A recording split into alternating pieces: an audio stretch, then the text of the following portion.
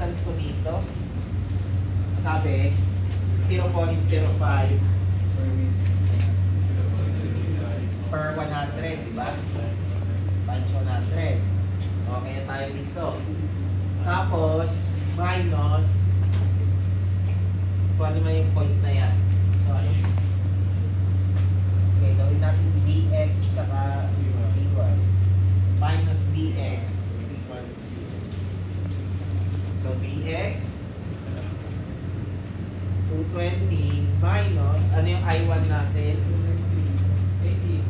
80 minus IY.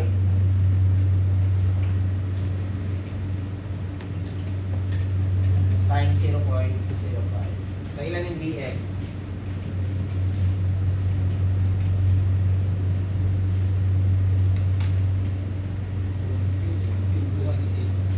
216 plus 0.05 IY. Equation 1. Shortcut na niya, which is, hindi, wala nang sasabing mali ah. Diniretso na dito niya sa loop. Total, alam niya naman 220 ito eh. So, 220 minus, ano yung current na dumadaling doon? I3. 0.05 over 100, imbis na times 250, ang gagamitin ko lang, 150 is equal to By. So, By is equal to 220 minus 150 times 0.05.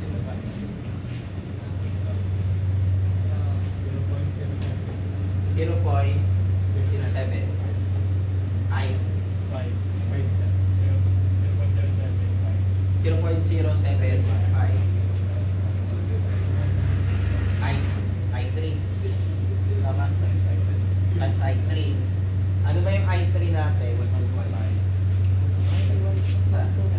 IY plus 125 0.07 times IY plus 125 210.625 minus 0.075 IY. Equation 2. Pwede natin pagsamahin yung equation 1 saka equation 2. Diniretso niya ah. Hindi na niya muna kinuha yung dalawang equation.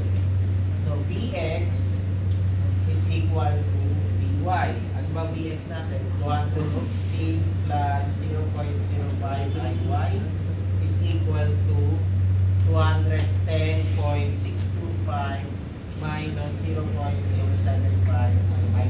So, ano yung Iy natin?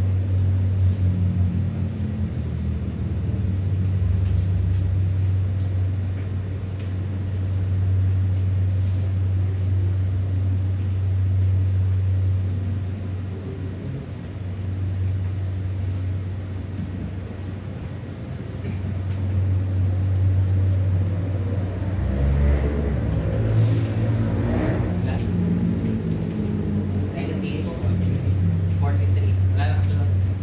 Anong sagot mo kanina? Sayang. Kasi masyado mo shortcut. Kaya yun nangyari. So, ito. Negative 43. Tama ba?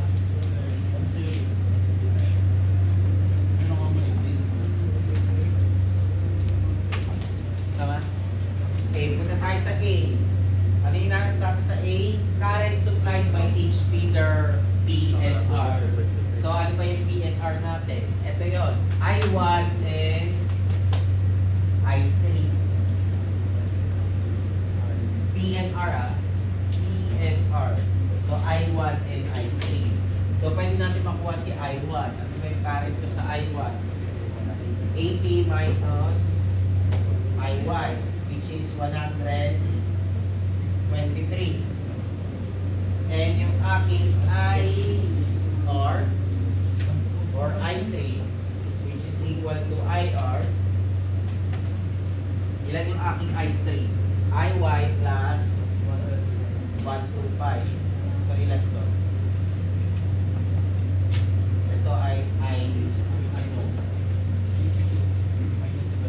Minus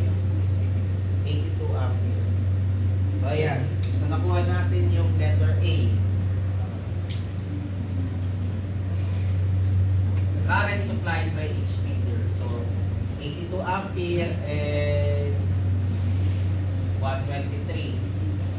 Ito tayo sa P. The voltage at a point between P and Q and 50 meters from P. So the voltage at a point between P and Q. So mahirap yung voltage between a point P and Q dahil marami namang point doon yung pagitan ng P and Q, di ba?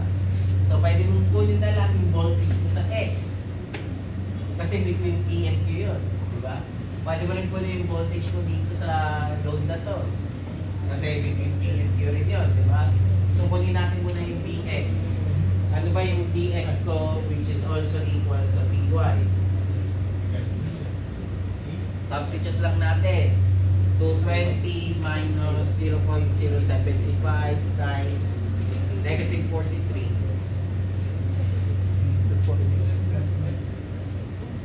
Apat ba? Ah, 82 ba? Ah, I3 pala. Times 82 pala. Ayun pala yun. 213.85 volts. So, between ano to between P and Q. Then, may kasunod ka pa, and 50 meters from P. So, 50 meters from P, ibig sabihin, dito. 50 meters. So, paano yun?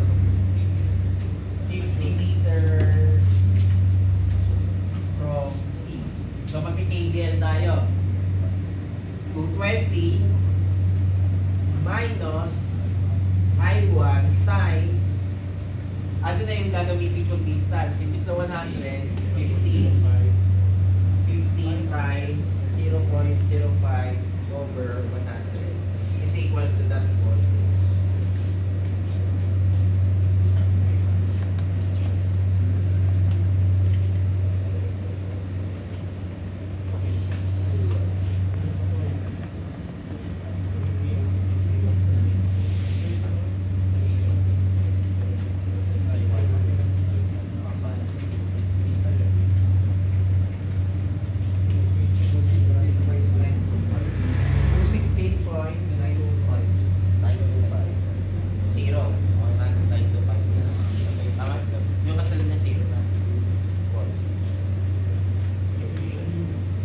Pagkuha natin dun sa number 14.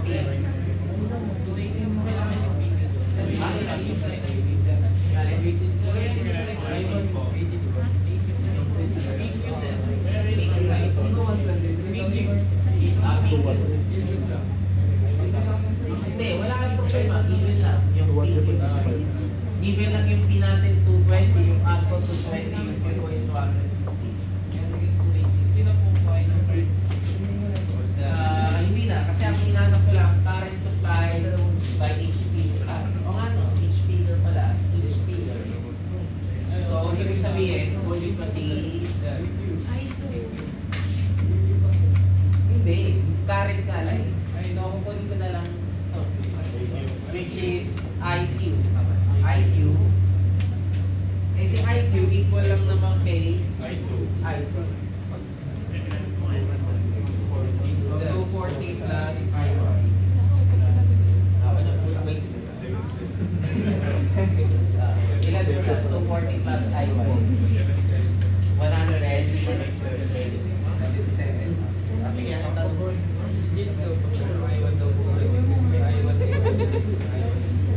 So, yung I1 natin ito, 1 lang pa yan.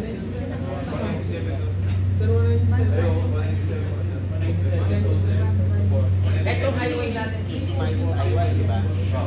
Isa subject, kahit isa lang yung 80 minus IY, kukunin mo yung IY. Ano ba yung IY ko? Negative 43. Pag ilan mo yung negative 43 dun sa equation ng 80 minus IY, mabalik ka lang sa 1, 2, 3. So, ito 197. 197. So, hindi na natin kailangan kunin yung Q. May mga ganyan na problem na lahat given, lahat. Pero hindi mo gagamitin lahat. Unless, for example, ito kagaya nito, the current, gusto mo malaman yung voltage at a point between P and Q. gusto mong malaman to, yung point na to, okay lang. Kailangan mong gamitin na yung 215. Kasi magki-KBL ka pa dito at saka dito. Ginawa ko na lang kasi yung ginawa ni Bedwa, nag-shortcut siya eh. Which is, hindi namang mali yung ginawa niya. Tama din yung ginawa niya. Natuling lang siya malamang nung nag-calcu, kaya nagkamali. Pero yun nga, since ang gusto mo namang kunin sa umpisa pa lang naman is yung current supplied by each feeder, kasama na rin yung R. Eto na lang, doon na tayo sa mas mabilis. Wala namang nagbabawal sa inyo nun. So, minsan yun nga yung maganda pag meron ka mga voltage na pakitan, mas bumibilis yung problem. Okay. Pero kung gusto nyo kunin to wala nagbabawal sa inyo. Kaso magki-KBL pa ako dito at saka dito. So isa pang KBL. Paano ko gagawin KBL dito? Eh di, kung ano man to, minus I3 times 100 times yung resistance minus 220. So meron pa doon isa pa. So pag kinuha natin ito,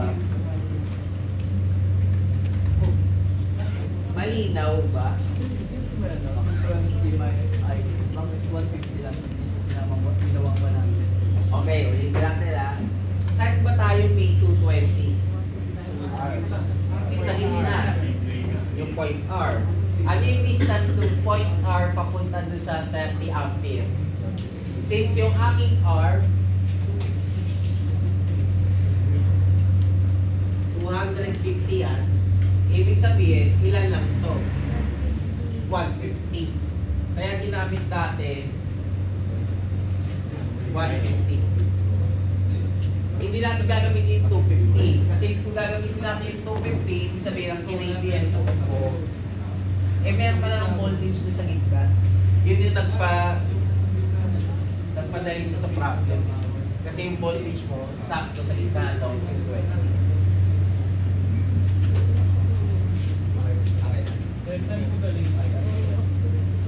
Yung IR, yun yung current natin dito. Kapag kukunin yung BT sir, okay lang na gamitin yung source yung business. Pag kukunin yung BT. ano BB? Ay, Eto? yes sir. Di ba tawag mo dito? Ikaw nagsulat nito eh.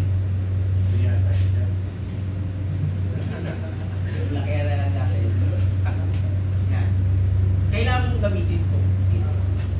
Kasi pag nag-KDL ka dyan, 250 minus I2 times yung resistance dito is equal to VB. Tapos yung sa pangalawa, AB minus I3 times yung resistance na to is equal to 220. Pero okay lang din sir yung source galing sa R. Yung source, okay.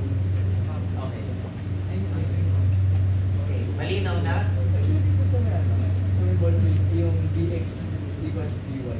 Bakit ginamit ko natin is yung 220 minus 0.075 I. MBY. Tayo. So, ano ba nga ulit yung voltage natin sa R? 220. Ano yung current ko dito? I3. Ano yung distance ko? 150. Saan pa yung multiply 150 sa 0.05 over 100? So, ano yung 150 times 0.05 over 100? 0.075. Kaya 220 minus 0.075, I3. Teka lang, yung I3, IY plus 125. Kaya naging 210.625 minus 0. Tapos diba, voltage ko dito at saka dito is equal dapat. Kasi nga, ang ginawa ko lang, inakis lang siya. So, ang nangyari, Vy is equal to Vx. Okay na. So, balik na tayo dun sa 4. Yung 4, hindi natin nasagutan, no? Ha?